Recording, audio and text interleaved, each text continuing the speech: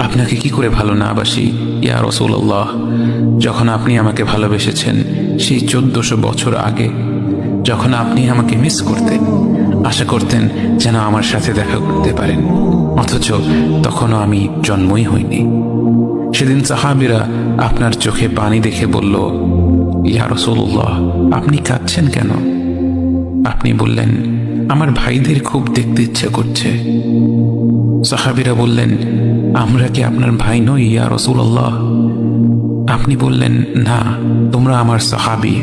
আমার ভাই হলো তারা যারা আমার পরে আসবে এবং আমাকে কখনো না দেখেও তারা আমাকে বিশ্বাস করবে। মৃত্যু শয্যায় শুয়ে আপনার অন্তরে এই চিন্তা ছিল যে আমাদের পরিণতি কি হবে। উম্মতি উম্মতি বলতে বলতে আপনি আপনার রবের নিকট ফিরে গিয়েছেন।